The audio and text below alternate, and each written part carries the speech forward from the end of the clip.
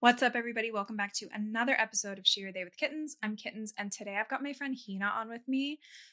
Hina's everything. They're so funny and so smart, and just like honestly, one of my favorite people that I've met in the last few years. I actually came across them on TikTok, and I feel like I've said that a few times, but I've made some good friends on social media, so whatever. But anyways, came across their content, thought they were super witty and intelligent and funny. And we just ended up getting along. So Hina's a content creator and a writer, and they're super talented and super smart and super funny. And I just adore them. So we are going to get into all kinds of stuff around representation in media because they make all these like little bits on TikTok and like their content that is so funny and smart and well written. And it's like what I wish we had as far as representation of lesbians and lesbian culture in media. So we're going to talk about that. We're going to talk about dating stuff and astrology and the super blue moon that we just had and all kinds of other stuff. So I'm really excited for this episode. We're going to start right now. But before we do, make sure you like and subscribe and follow and come find me on Instagram at she, her, they, and at I am kittens.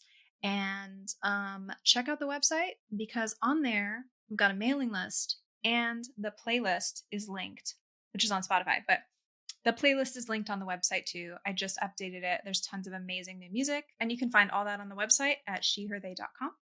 And yeah, let's get into today's episode with Hina. Hi. Hi, how are you? I'm good now that we got our tech under control. Let me just like quadruple check. Okay, yes. Hello, Yeah, gorgeous. we can No hear. echo. Beautiful. Okay. Hair ready. Face Hair. ready. Face card never declined. Let's go. Okay.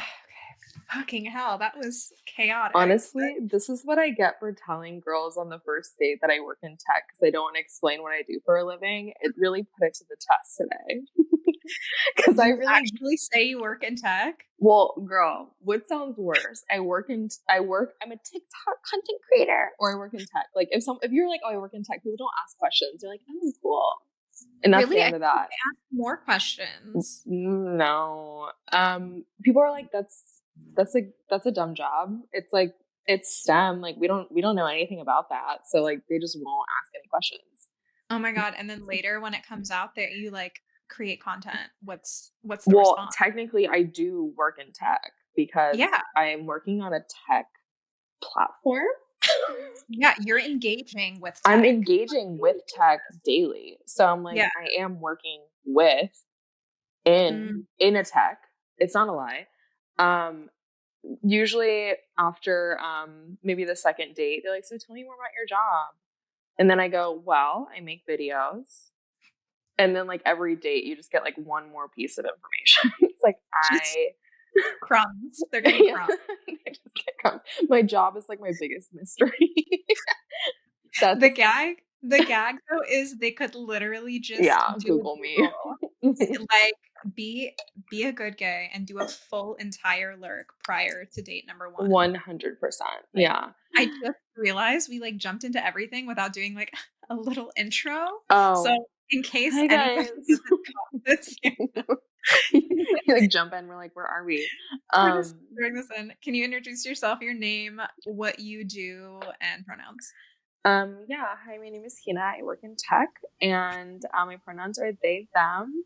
In seriousness, I make content about being a lesbian and just poking fun at our silly little community, and hopefully spreading queer joy in the process. Also, if you hear my neighbor playing piano in the background, just let that be like, just let it be like the, background music, the ambiance. Yeah. He's really good. Love him. A gay couple lives next door to me and it's everything to me. I'm like, what's in the LGBT complex? Oh my God. Is your whole neighborhood just like magically queer? Well, there is a lesbian that walks her little Coco dog. You know what I mean? Like the little fluffy white dogs. She walks her little Coco dog down the street, and like she's definitely a lesbian. Like there is no doubt in my mind that that's a lesbian. It's like the hair, it's the outfit, it's the jorts. Like I'm like that's a lesbian. Oh, like full grown like Butch Dyke Full, yeah, vibes Butch or Dyke, like but like granola? a Butch Dyke in like her like late 20s that walks her Got Coco. it. Yeah, but she's like Mhm. fully in her like dykey dyke little behavior. I love that. And yeah, the first day that I ever lived here, I was up early for whatever reason. I was taking my dog out for a walk, and we kind of like just Mhm. had a standoff in the street. And I was like, Yeah. so are you the neighborhood lesbian? Because I'm here now too. Oh my god, you get in a battle. You get in a battle Yeah, for a it. turf war. I don't think there's any like notable gays in my building, which or if they are, they're like hermit gays that you just don't see in Yeah. the room, you know? I feel like there's a lot more hermit gays, especially lesbians. I feel like lesbians are like cicadas, and I've always said this. They come out once every 17 years, and when they come out, they're screaming. Like, that's just who we are as a species. And Not so the fucking cicada. we are cicadas. Like that Oh I'm my getting a god. chest piece of a cicada in honor of my community. But honestly, like it's so crazy because every time at Pride, it's like there's lesbians everywhere. Every woman is just making out with other girly Yeah. pops, and I'm like, where have you been this whole All time? And then year. all Yeah. year long, and then you come out during this 1 month, and then never to be seen again. Yeah. Oh my god. I It's mean, honestly, incredible. that's why it's so fascinating that there's this whole like lesbian bar just decline in general. Hmm. I'm like, where do lesbians go? Where do we meet the lesbians? And why aren't there more lesbian bars? Because, babe, no one goes out. No Like, one does. you have to get the private dinner party invite. Yes. You have to get the movie night invite. You have to get the like Hmm. pottery night invite. The pottery You know, night. like the Yeah. coveted invites, They but are. And not like good luck. that's how I meet lesbians. It's like, come over for like a game night. And I'm like, Yeah, period.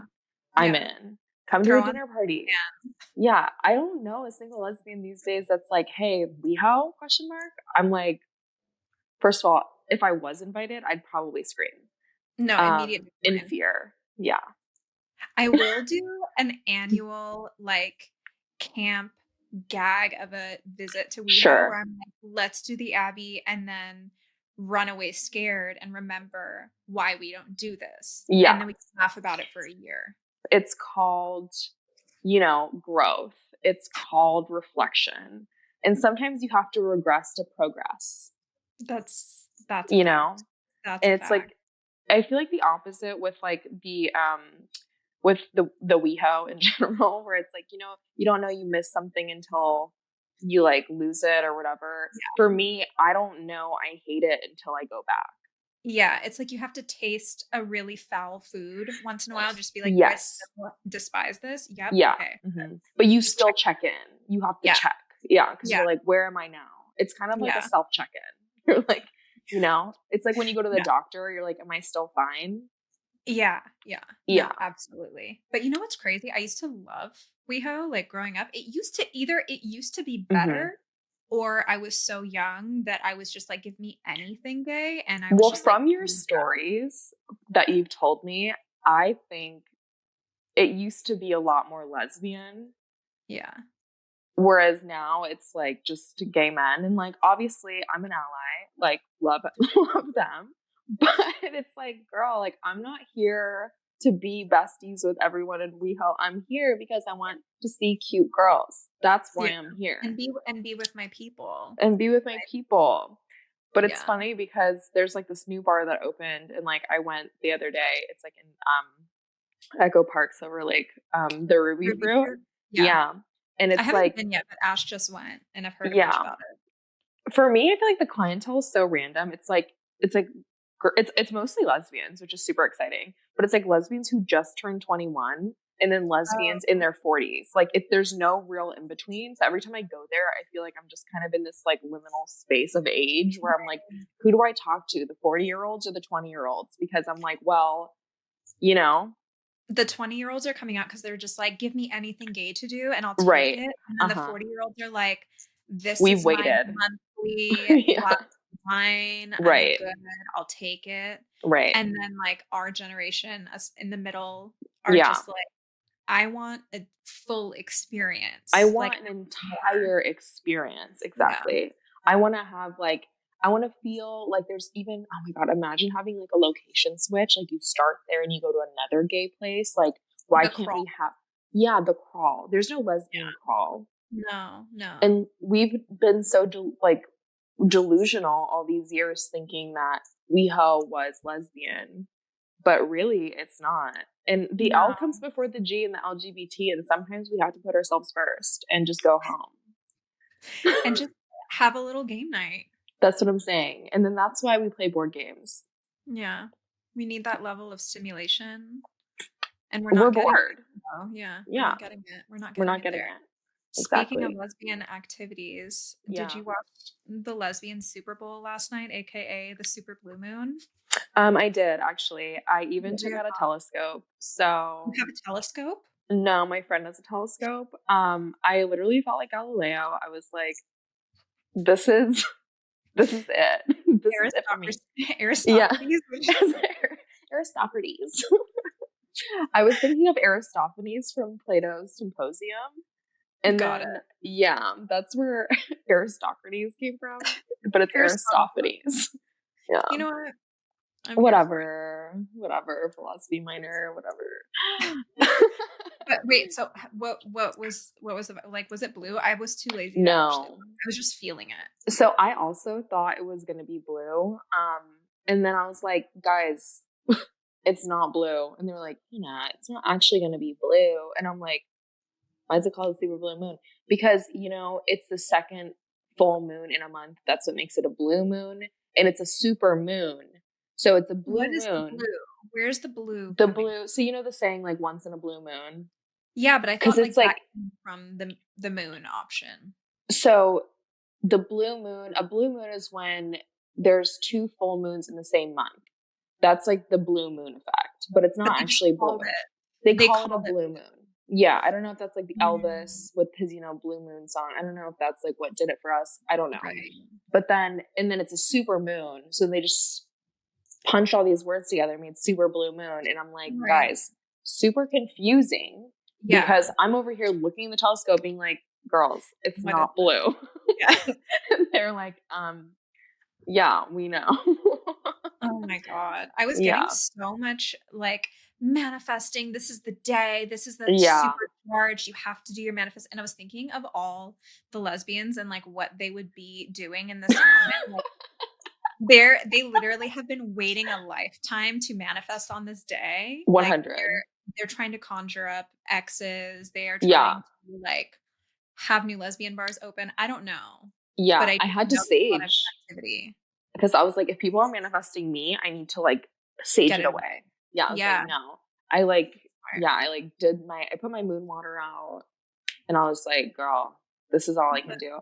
But I'm imagining like lesbians everywhere and like basically sitting on like their kitchen floor with like a bunch of candles all around them, like kind of just like looking up through their kitchen Crystal. window. Yeah. Like this is just their witchcraftery of lesbianism. Just full conjuring. Yeah, Full conjuring fully. vibes. Yeah. Oh my God. I used Uh, to light love candles, but then I love realized, candles. yeah, because you can get like these manifestation love candles. But then I manifested my ex and I was like, okay, maybe there's no shortcuts and I just need to like, Honestly, yeah. Like there's shortcuts for it. I feel like everything else in life, if you want to mhm, get witchy, but like doing anything with love or other no. people's feelings is a big no. Like you're gonna fuck yourself. Yeah. I heard like love is one of the things that you shouldn't mess with when it comes to manifestation. Yeah. It's like you're It just comes with a price. yeah, there's always gonna be something. It's like if Yeah. you ask I always think about this. I'm like, if a genie ever asked me what I wanted one day, how would I word it so that they couldn't like secretly fuck me? Like, did you ever watch that movie? Mm. I think it was called Bedazzled or like I know some what movie you're talking about, where basically they made their wishes and they were like innocent in theory, but then they had like some reverse. yeah, some like really Yeah, fucked up. yeah, yeah, yeah, yeah, Oh my God, Brendan Fraser yeah, and yeah, yeah. yeah, and this like hot girl, hot old like British woman was playing the Sure. devil, and she's Mhm. like, "You have these 3 wishes," and so Mhm. he asks to be like the hottest guy that like, has a killer body and women love him, but then she's like, "All right, here you go." But then you have like a micro PP. Like Period. there's always there's There's always always some a kind or like catch. I'm so rich, I've got like everything in the world, but then he ends up being some like crazy drug dealer and gets killed because of I don't know, he's like Yeah, Pablo Escobar. right. There's always a catch. There's always a catch. I would probably maybe I just wish for like Jeff Bezos's money. I don't know, That I feel way like I take his money, but then I feel but like then then what I'd if be on it's the like run. yeah, that's what I'm saying. Yeah, It's like you'd have that, but then you'd have like all the legal troubles in the right. world and I then know, no, because then yeah, you're so right. no. Because like There's I don't nothing. want if I asked for like $1 billion, then they would like rob the poor or something. Like they would like do Yeah. something so evil. So Yeah. There's really I'll have to like think about that. yeah, really marinate on it. Yeah, Marinate for I'd sure. probably maybe I'd just wish for like I'd be like I never want to have to shave my legs again or something. I mean, that's just called laser hair removal. Right. But then like how you can't really mess that up. Like it's so what are you gonna do? What if it's like your legs are amputated? You don't have legs now. Oh my god, so right. They always Dangerous. find a way. They always Yeah. do. Yeah. It's it's really dangerous. Why is my eye watering so bad? Okay, It's the we're gonna glow light. I know it's like me. We're gonna do a little instead of fuck Mary kill, we're doing fuck Mary delete. And it's zodiac signs that Yes. date. And Okay. if we want to throw an extra thing, because I know you like know your shit, you can include their big three if you like. So Okay. if you're like, if it's like a Scorpio Venus, whatever. Okay. Okay. Love Fuck it. Mary delete zodiac signs. Okay. Do you want me to just go through all of them or are we going Yeah. through three Or at a fuck Mary delete. Which one? time? I'm deleting Libra. Wow. Immediate Libra slander. Bold Because I choice. know, but it's just because I've dated so many of them and I don't want to date any more of them. And if I just delete them, I solve my own problem. Oh my god, I'm so offended. Okay, wait, why? What is like the worst stuff about Libras for you? So I'm really compatible with Libra Mhm. because the thing I love Libras as friends. Like I love Libra. I have so many Libra friends. Like sorry guys that I'm gonna have to delete you all. I mean it's like you have to win some to lose some, but I just can't suffer anymore. So the thing about a Libra is like the reason we're compatible is because they tend to be really charismatic. They tend to be very charming, and I love people like that. I naturally just want to be close to those kinds of people.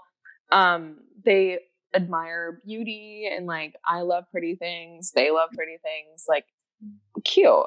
But the thing is that I feel inherent in a Libra psyche is a very subtle narcissism that it's more so that they don't do good because they are good, but they do good because they don't want to appear bad.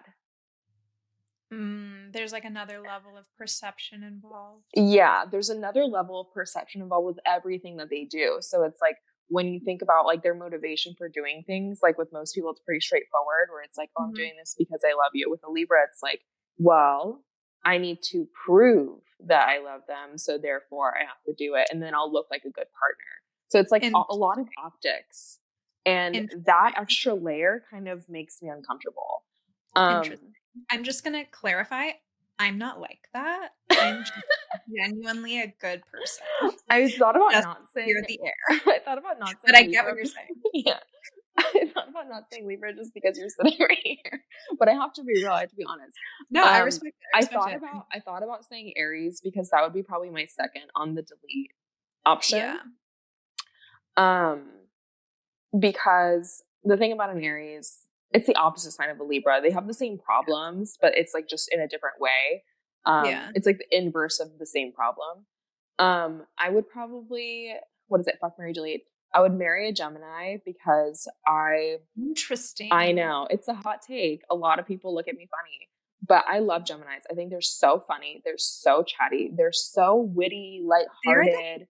They're the best to chat with. I will say, like, my Gemini 100%. friends are my favorite friends. Like, I I can can just talk to them about anything days. for hours. And Yeah, like, I feel like I don't have to carry conversation as much. Like, they just, like, going. they're, have you heard about this? And they're really excited to just like share knowledge with you. And Yeah, like, I think I'm a Gemini Venus. So like, that's like my love language is just like exchanging information. yeah. So I love that. And they're like kind of just like they're kind of floaty in that air sign way where it's like nothing's really that deep and it comes across more so like laid back than anything. Sometimes But they for are sure. very flighty. But if Yeah. I marry them, they can't really be flighty, so I solved that problem. So Um, I actually I've dated a couple Geminis, but one that I dated who was married and fled the scene of their partner. oh, I like, yeah, so they do take flight they for marriage. okay. Just a warning. Period.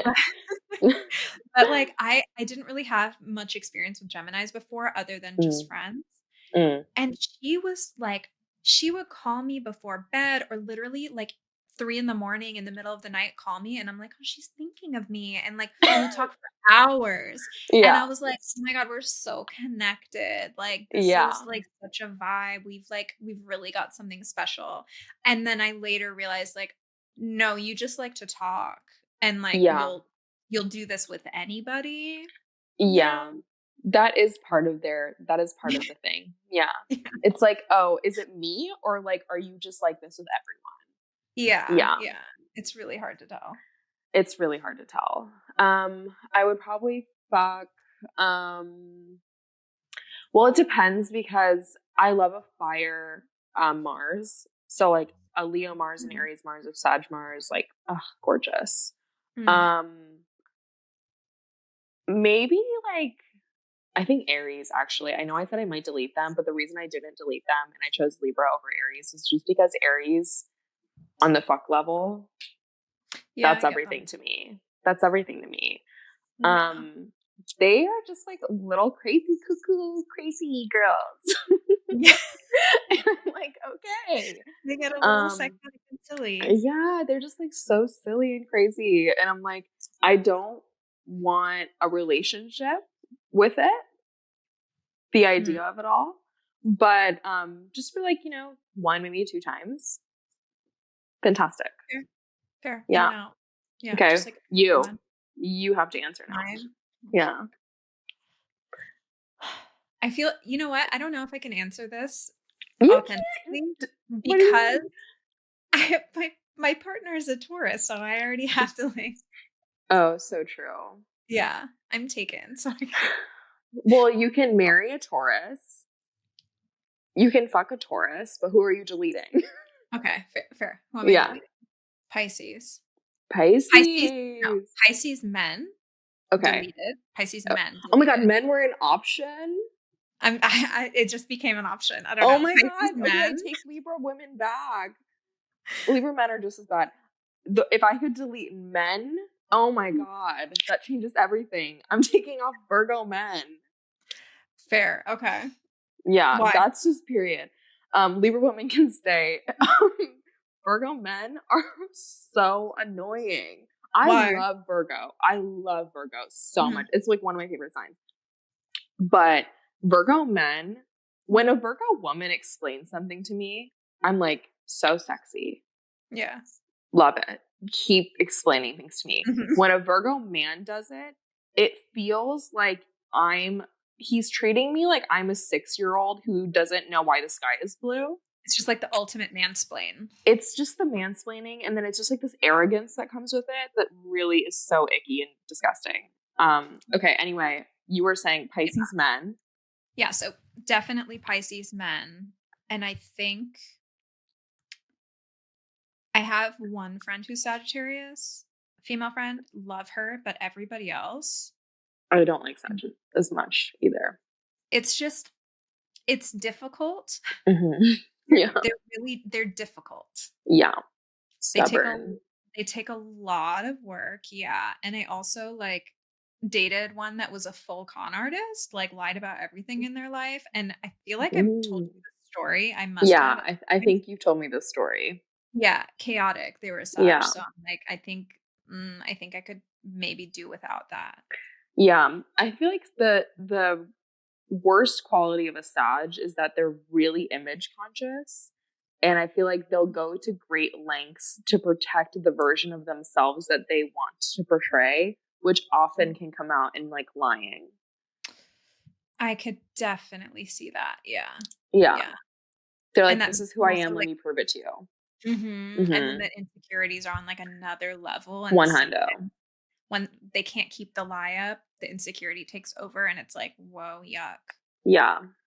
Yeah. True. You actually started or when I first came across you, it Yeah. was it was a mixture of, like, language content Uh-huh. and then I think as you started doing, like, astrology gay stuff after. But I Yeah. was like, "You how many languages do you speak?" At present, I speak 5 fluently, but I can like be conversational in like 7. On a good Yeah. day, 8. Yeah. Why like, why? I love it, but, like, what Why possessed would you? you do that? So I've always like actually that's a lie. When I was younger, my first language is Japanese, and I Mhm. was always speaking Japanese and whatever that happened. In high school, the option to learn Spanish was on the table, but I was like, oh, I'm bad at languages. Like, I just don't know. So I took Mhm. Japanese in high school. And I always thought I was one of those people who was just like bad at languages. But then when I got to college, I met this girl who spoke French, and she and I would ride the bus together to go downtown to go to work. And so I would teach her some Japanese, and then she would teach me some French. And I actually just really enjoyed like learning that way, like through talking to people. So Mhm. when I just became obsessed, like I just get like this. Like this is just my personality where if I start to like something, I can't just like it a little. Like I just get super Yeah. obsessed with it. So I got really obsessed with French. I started buying grammar books, and I was just like studying. I studied pretty much, I would say like 4 hours a day for like, I don't know, 4 years Oh my god. French. And like I went to school in France, and like I was just around people getting to practice my French. And that was how the French thing happened. Meanwhile, on the side burner is I was dating a German person, and I wanted to learn German because I saw myself living in Germany, and I didn't want to be one of those foreign people who don't speak the language. So I Yeah. started learning German. And because my partner spoke German, it kind of felt like I wanted to, and we were both meeting in our second language. So I wanted to meet them in their first language because there's like this, I don't know if it's like in the polyglot community, but they were saying like, if you speak to someone in their second language, you're speaking to their head. If you speak to someone in their first language, you're speaking to their heart. And I wanted to like really Mhm. know my partner in that way. So I learned German, and I actually just really loved it. I still love the German language. I think it's underrated. A lot of people think it sounds gross, but like I think it sounds really nice. And then I learned Esperanto because afterwards, I just was like, okay, actually, I'm pretty good at learning languages. Let's just like learn Wait, something crazy. what is that one? Esperanto. So it's a language that was invented in the 1890s by this Polish guy who wanted to create a language to unite Europe.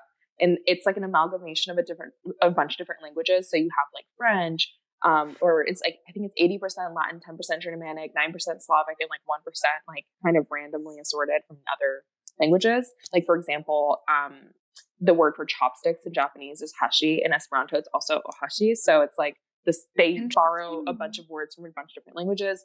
And that was really fun to learn because it taught me a lot about how to approach learning languages because it's so grammatically regular that I was able to Mhm. kind of like be like, oh, okay, well, here's how I can look at regular grammar and then apply it to learning irregular grammar, if that makes sense.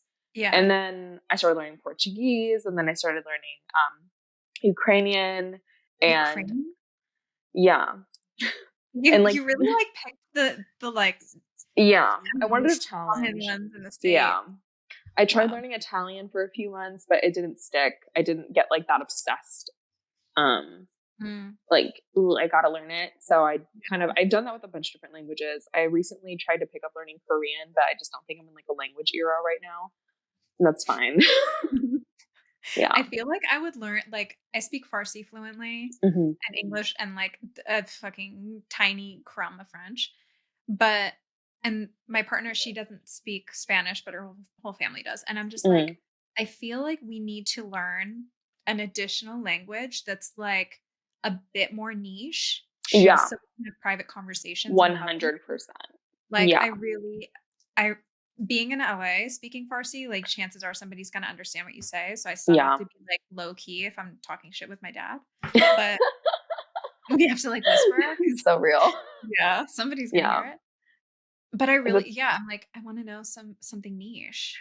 Yeah, I mean, Esperanto is like as niche as it gets. It's also like the easiest Mm. language in the world to learn. So like I learned how to speak it fluently in 3 months, studying 2 hours a day. So What the like heck? literally learn it. No one's gonna know what the hell you're saying. It's so grammatically regular that like it's kind of hard to fuck up once you know what's going on. Yeah, it's super super easy. There's a very active Facebook community. The only reason why I use Facebook is to Mm. talk to my Esperanto speakers. Um, but yeah, I feel like the same because my mom and I speak Japanese to each other, and my mom lives in Hawaii, and Mhm. everyone in Hawaii speaks Japanese, so we don't even have a secret language anymore. It's embarrassing. Yeah, it's unfortunate. You have to, Yeah, like, really you have to be really careful about it. yeah, Yeah. Has it yeah. helped you? I mean, I feel like learning languages really you use a certain part of your brain, like a Mm, certain muscle gets going in that yeah. area. Do you feel like that's helped anything else in your life? I feel like so my main like I would say my trade, if you will, like my skill set that I've applied myself the most in my life is probably writing.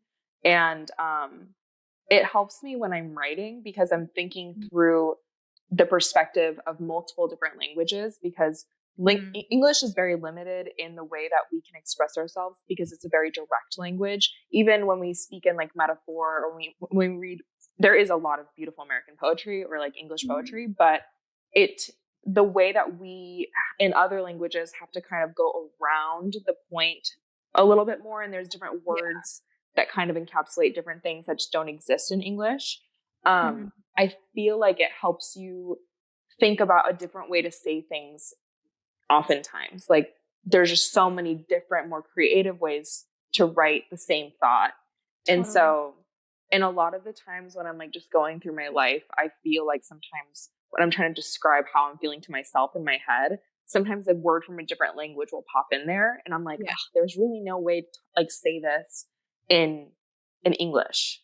So I Yeah, kind it of doesn't just sit fit. with that emotion by myself, you I know? get like that with Farsi all the time. Like, there's certain Mm, words that I'm like anytime I see my cats do something, mm, I'm like, there's so many Farsi words that really, like, describe this so well, or these yeah, something a kid's doing, or just literally anything. There's yeah, certain words that, like, it's one word that means so much, right. and you would have to take a full paragraph explaining what it 100%. would mean in English. Yeah. Yeah. Wow. Yeah. One thing in like Japanese is we use a lot of like onomatopoeia, but Mhm. it just like as just, you know, adjectives. So like, for example, pika pika is like, it is what it sounds like. It's like a, like light that's kind of flashing. Like pika pika is like shiny, but Mm. like shiny doesn't really feel like what it really means, you know? So it's like, I'm like reducing the language into something that English can make out of it. And I feel like Mm. that's a good way to think about how English is kind of reductive sometimes when you're trying to elaborate on something like a very complex emotion that other languages have a name for, but we just kind of said, you know, this is good enough. God, Yeah. But I that's really really think interesting. I actually wanted to learn Farsi at some point. it's so fun. It's, We have so many French words, like borrowed French yeah, words, like a ton. yeah. And I know a lot of like a bunch of my family members studied in France, like for Oh, medical school or college. Like it especially back in the day, it was like very common to go to school in France. interesting. Yeah, I don't know That is why. super interesting. I don't know how that happened because like Yeah. Persian culture has been around since like way The like antithesis, or is the like the antiquity. It's just been just there. yeah, like mad BC. Like Yeah. I don't know. We Mesopotamia. Yeah, like Persian Yeah. Empire, have you heard of it? So for all of your little, like, gay bits that you Yeah. do on Yeah. TikTok, which are hilarious, like, when you started doing, like, gay astrology vibes, but Yeah. then started doing this, like, bougie, Blair Waldorf-esque Yeah. lesbian parental situation, Yeah. and then the, like, gay Airbnb or not Airbnb, what am I talking Yeah. about? Gay Bed and breakfast B&B. vibes, Yeah. yeah. All of Hmm. that, like, where did that come from?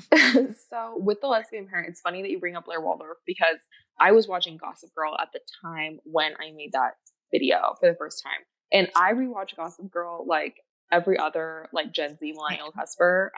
I've watched it probably 8, 9, 10 times, like in full. And it was probably like my 9th watch through. And I feel this might be like a really hot take because I know a lot of people have a lot to say about the writing, but the way that they write these characters specifically is genius. It is just, it's a stroke of genius. Like they are so well written, the characters are, in terms of like the way that they speak. They have such a perfect character wrapped around, like it's a full person. Like Blair speaks in a certain way, you know what, if you heard anyone say a Blair like sentence, you'd be like, that's a Blair right there, you know? And so taking inspiration actually from Blair is specifically who I pulled a lot of inspiration from.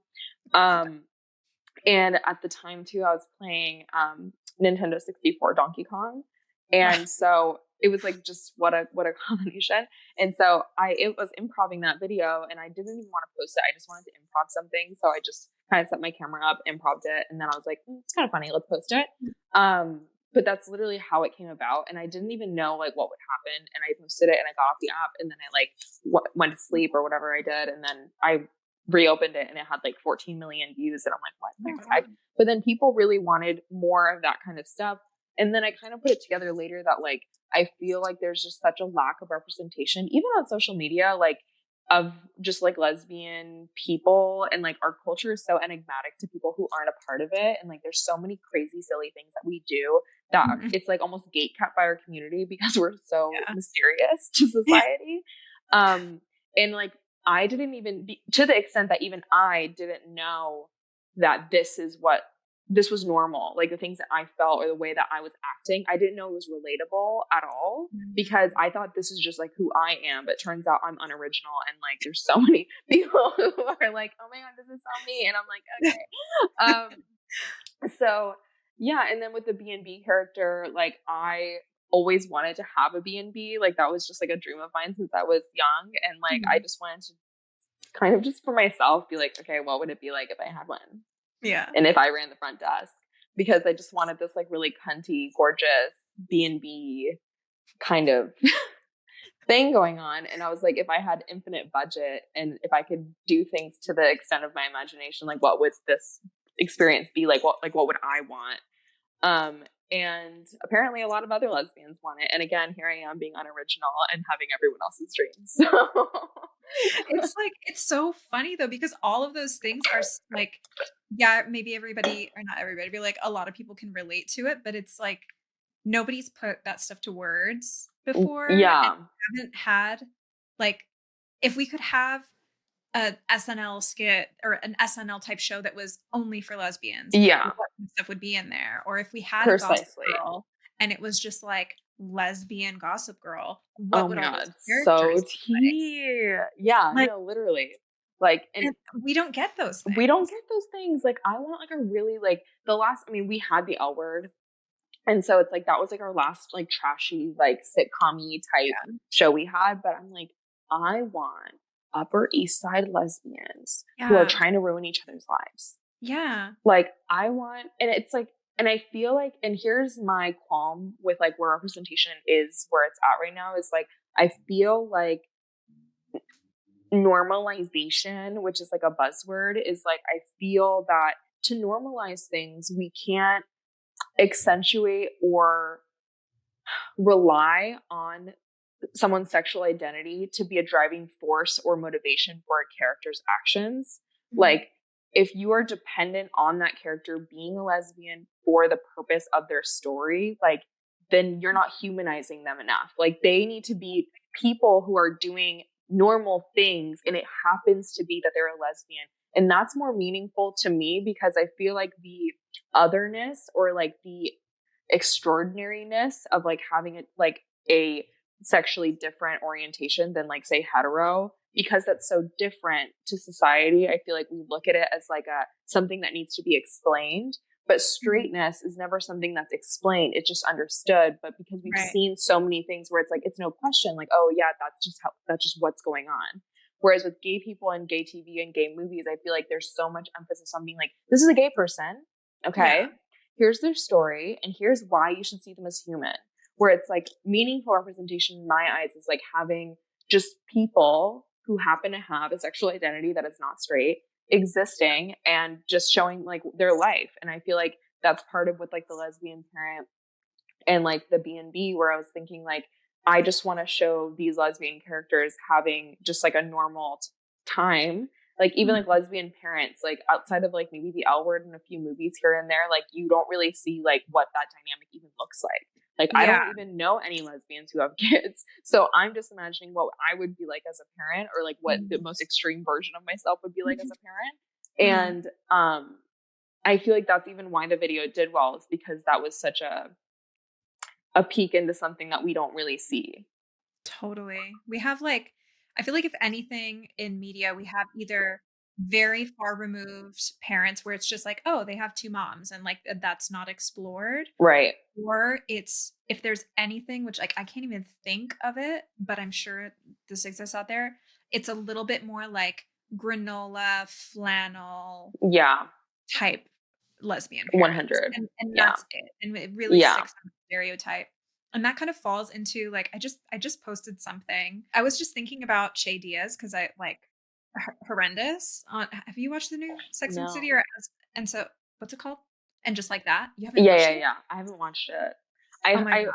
one of my friends watched the first episode and then told me not to watch it. You have to watch it. It's camp, like, it's you have to watch it, but Is it's that? so yeah. Like, I'm an OG Sex and the City Yeah. fan, so I was like, I have to watch it even if I don't love what's happening Yeah. here. That's how I felt about the Gossip Girl reboot. Yeah, I pushed through it. It didn't I pushed do through it it. for me. No. Yeah. But this one, they have Che Diaz is played by Sarah Ramirez, Hmm. who was like a doctor on Grey's Anatomy back in the day, and now Yeah. they came out as non-binary, and they're playing this non-binary character that is Miranda's Oh. love interest because Miranda's as Yeah. the actress, she's a lesbian in real life and was like, Hmm. I want to, like have my storyline as Miranda reflect who I Hmm. really am. So they plopped Che in, and Che's whole thing, which it's written so poorly. Of They're a course it is. stand-up they're a stand-up comedian, and their whole bit is that they're non-binary and everything about being non-binary, and it's like, people not understanding being non-binary in their real life, and then the relationship stuff, and it's like, it's just done in such a way that feels so, like, tokenizy and corny, and 100. it's really like, we wanna check off a box that we got a non-binary character, so Right. let's Let's talk about how non-binary they are. yeah, Yeah. it's like if a cis het person wrote a non-binary character, Yeah. it's very much that. I feel like I totally get that. And I feel like when I was on reality TV, when everyone else got like, hi, my name is so and so, and like I work in blah blah blah. My Mhm. intro was, my name is Hina, I'm non-binary, like as my job. Like it was like a whole identifier.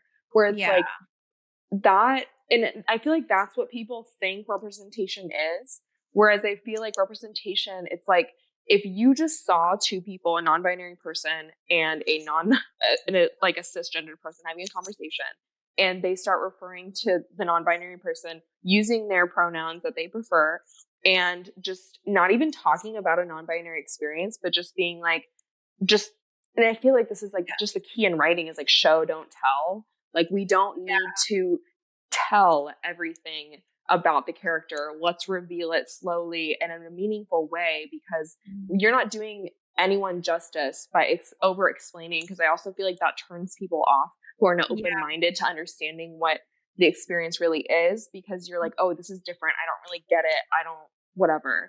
Whereas if yeah, you just do it slowly over time, like even like stories about adoption, like back in the day when people weren't adopting all the time, it was like this like mhm, super phenomenalized thing, when it's like it's so normal just to adopt a kid. Like it's not this like tragic story about this kid who, yeah, you know what I mean? And then like there's so many happy stories about adoption, and it's like we don't need to traumatize a story to make it worth something. Like, and I feel yeah, like that's just the queer experience in general and how it's been portrayed, is like it's rooted in trauma, and that's how we tell it. Where it's, yeah, there's so many stories of queer joy that don't have to be, you know, exploited in that way. totally. There's Yeah. actually the reboot of Pretty Little Liars. One of my Hmm. friends is on it, Yeah. and he plays this Oh, character, Jordan. yeah, Yeah. Jordan. Yeah. So, actually, I had him on this show, like, earlier this year, so if anyone hasn't seen that episode, go watch it, Jordan's Go watch amazing. it. But so Jordan plays this character who is a trans high school boy, and Sure. the way it's written, I'm like, please, can everyone take note? This is how to do representation in a really like Yeah. tasteful way, because even for the first few episodes, it's not even mentioned that he's That's trans. It's period. it's not mentioned at all, and then it just comes up really organically in a Yeah. conversation.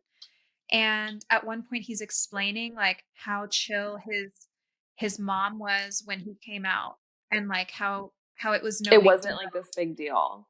Yeah, Yeah, that's amazing. it wasn't a storyline. It wasn't this big like focal thing. It just they had a normal high school boyfriend girlfriend love experience, and Yeah. one of them just happened to be a trans dude.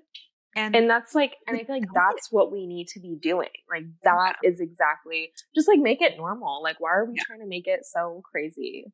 yeah, like Like, you're making it weird. you're making it so weird. Even as like a queer person watching it, I'm like, this is getting weird, you It's guys. cringy. Like It's this cringe. the Sex and the City spinoff, whatever.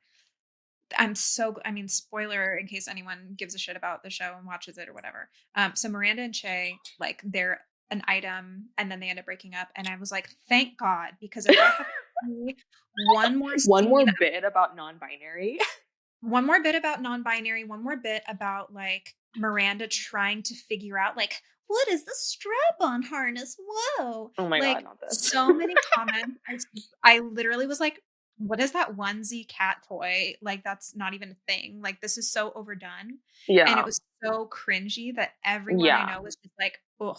But Yeah. oh, that's what I was even thinking of. So I just posted this thing on Instagram of like with a little poll, Hmm. and I was like, you have to pick one couple that you are going to share a house with for the rest of eternity. Yeah. Choose wisely. And it was Jenny Schechter and Shane from The L Word or Che and Miranda. And And I'm people like, pick Jenny. Did people pick Jenny and Shane over? Is that how bad it is? let's check. Let's Yeah, check let's right check the now because results. I Because literally, if more people choose Jenny and Shane, then that's how you know it's really bad. so like 65% Said Jenny Jenny. and Shane. That's how bad. That's how bad. That's really bad. That's really bad. You would, I mean, if it's between like dying and sharing a house with like Shane and Jenny, that's probably the only extreme because my will to live is pretty high these days. That's probably the only extreme in which I would choose living with them. That's crazy. Yeah, it's real. Like you have to at least like watch it so you understand how heinous, how Yeah. truly heinous. But I do really wish that. I mean, I'm grateful that we have so many creators like yourself and so many people who are doing the work to have more accurate representation and more diverse representation in media, Period. Yeah, because likewise. we need something. We need something, girls. Yeah, Like we we're literally hungry need out here. something. We're hungry. Like and I feel like even with like my favorite lesbian movie of all time is The Handmaiden. Like it's just Same. It's everything. so It's so good because good. one, the word lesbian is not dare uttered. It's Mhm. just it's like obviously this shit's gay. Yeah. The girls aren't like, oh my God, are we gay? Like they're just like They're falling just in love. And you're yeah. like, period. And it's not tragic That's inherently. what I yeah. It's That's what like I the love one about it. movie. Because like even Portrait of a Lady on Fire, like I hate the idea of like I know it's like the time, but it's fiction, girls. We can Yeah, make shit up. Like it's we fiction. don't have to end so So tragically and full of tragically, heartache. yeah, like they did give us like, one of the most iconic, scenes with the Vivaldi violins. But I'm like, listen, I can't be doing this. Yeah. Okay. Like, can we make a movie with a happy lesbian ending? Because I'm sick. Yeah. I can't weep and be like, well, she ended up with a man, darn. Like, I'm sick Like, of it. come on. But yeah, Come Handmaiden, on. the ending of that, I was like screeching in the theater. I'm Same. like, yes, I thank was you. I was literally like, I felt like I was like at mass. Like I was literally like hands up, like just like hallelujah.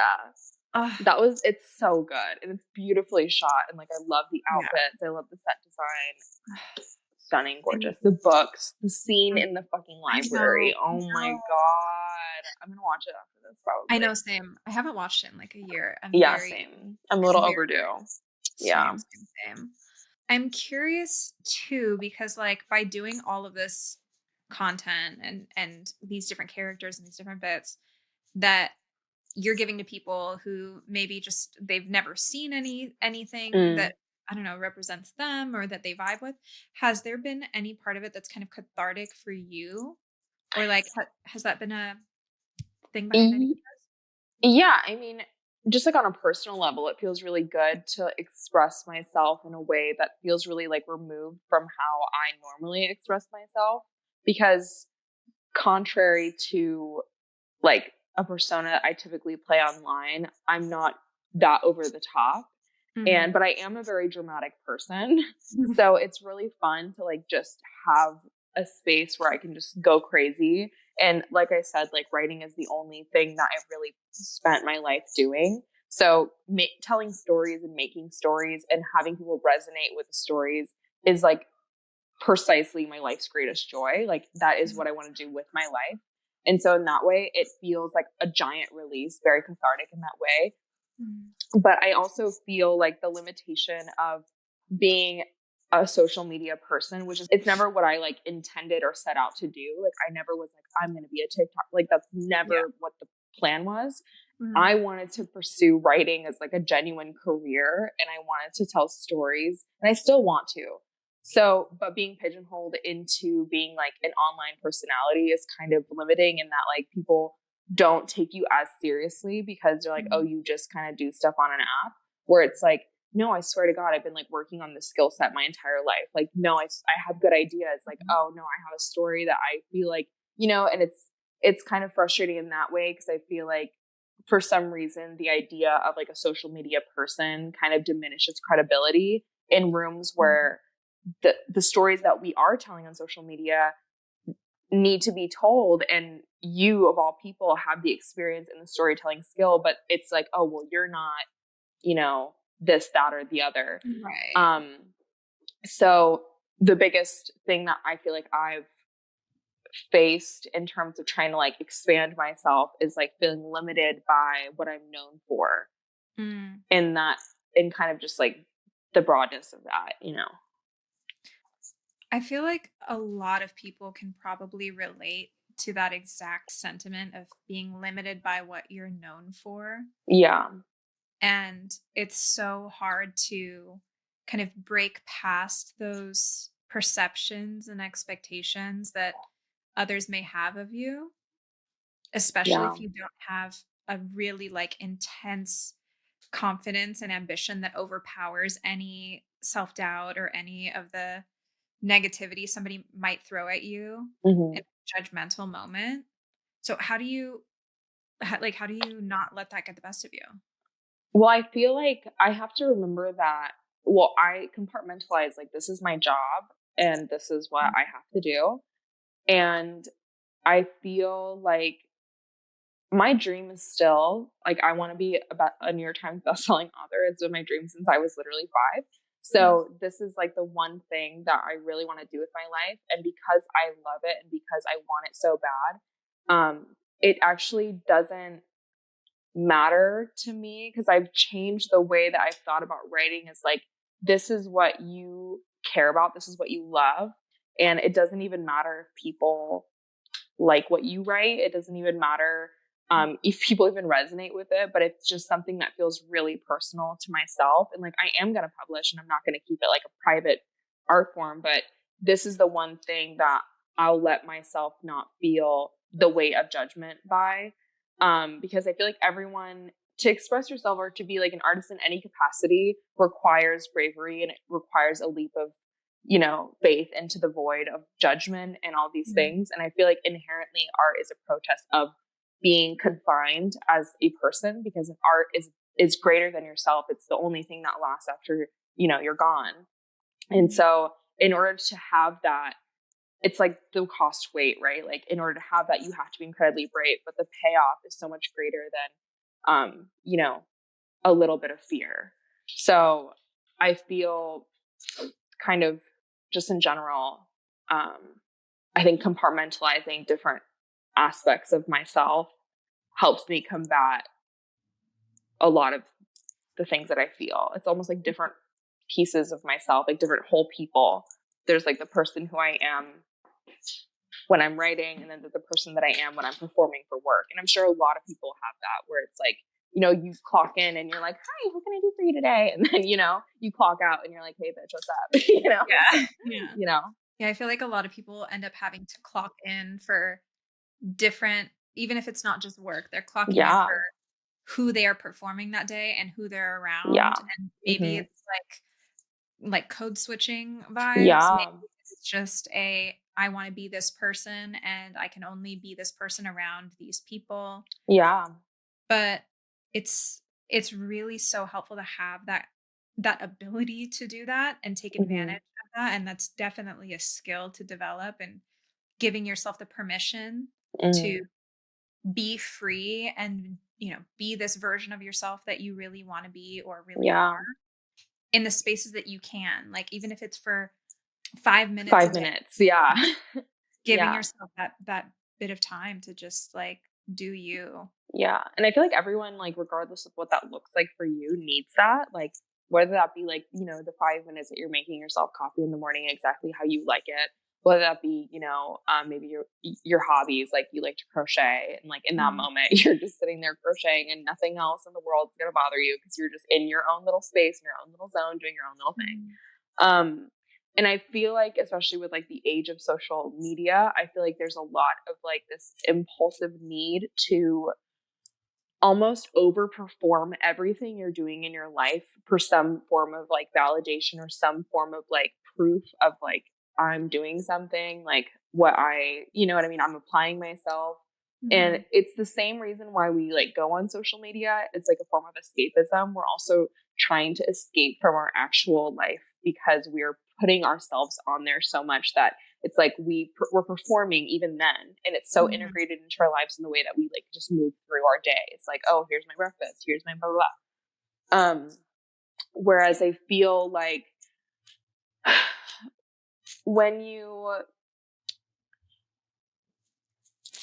compartmentalize, you can assign and give permission more intentionally for when you show up in certain spaces. Because, for example, like, it's not even an impulse for me to post anything that I'm doing ever. Like, I Mhm. never think about it. And that's been really healthy for me because I feel like I'm not performing as much when I clock out. Right. But you know what I mean? It's just like the excessive need to perform all the time kind of Mhm. strips you of like your own self because you really Yeah, never you get can't be those present. moments. You Yeah, can't be present. exactly. Yeah. So many people Yeah. are like, they're taking pictures of their food before they eat it and Yeah. making sure everything like they can't just be in a moment. Yeah. And that's And so like, refreshing.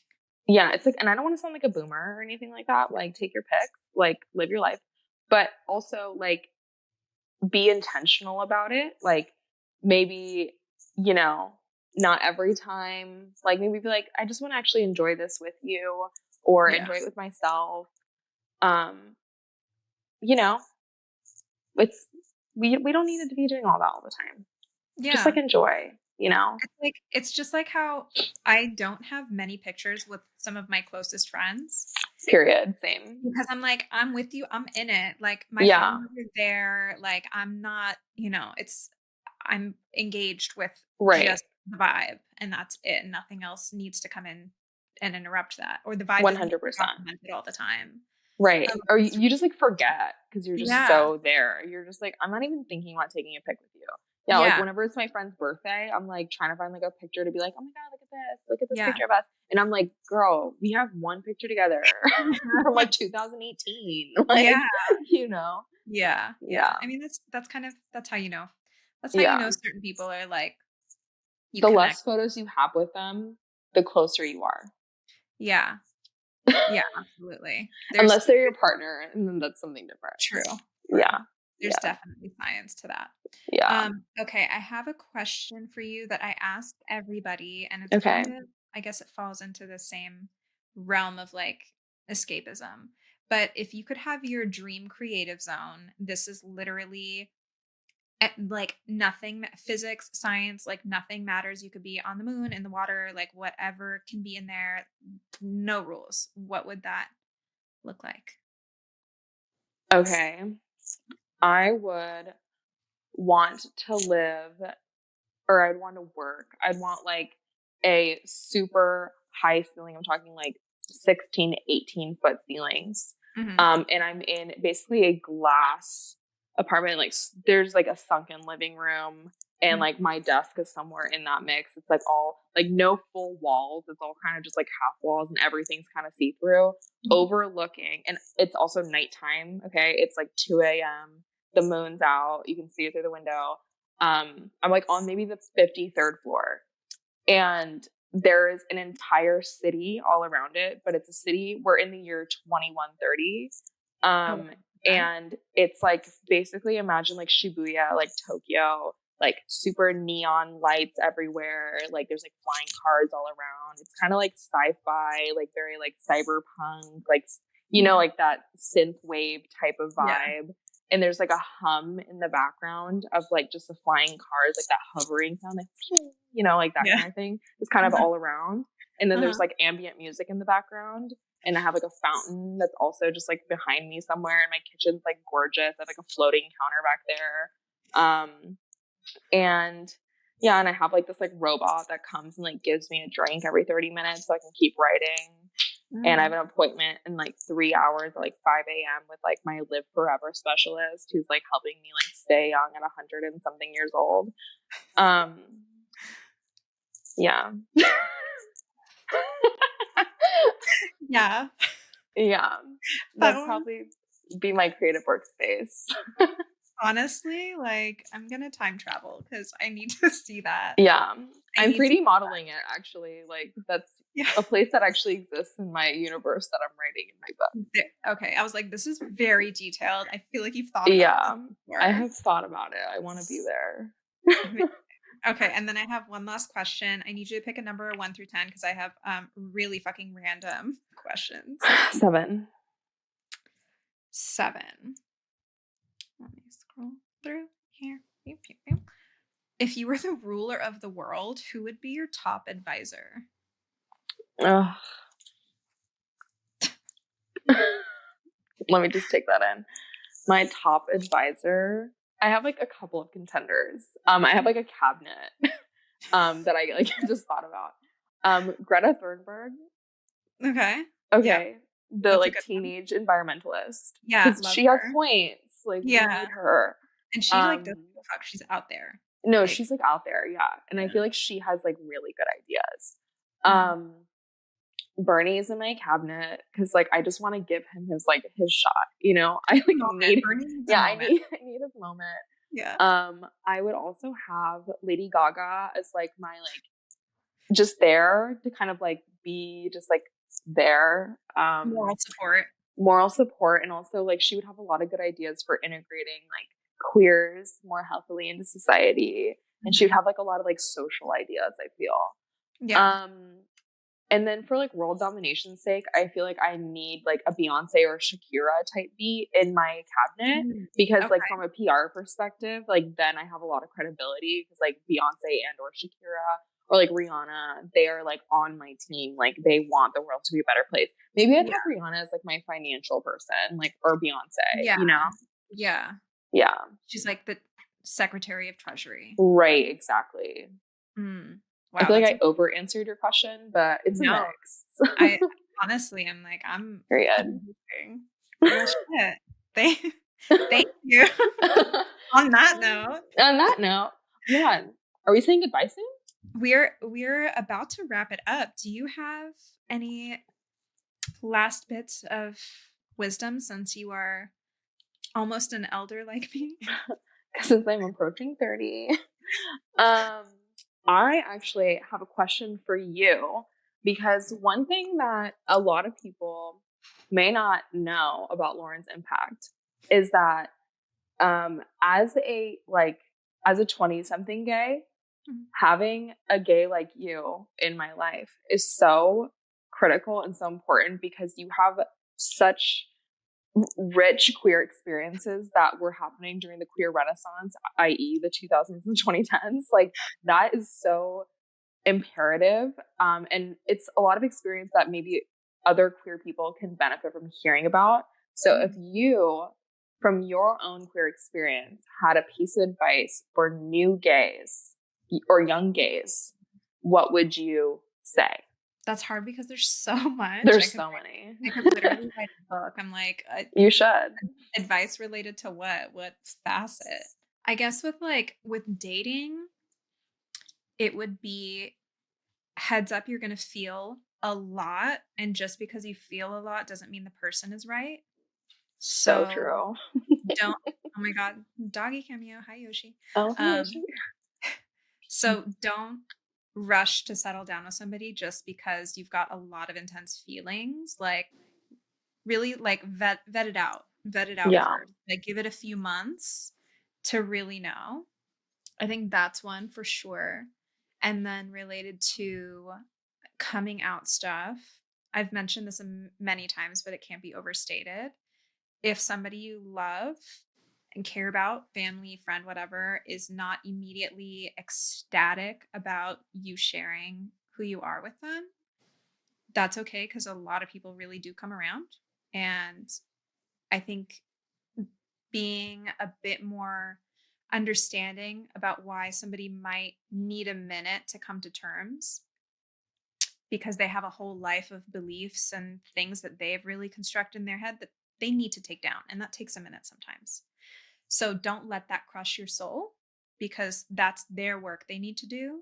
And it's not anything about you being not worthy, not good enough, or a problem. It's their shit. They'll deal with it. Just give them a minute.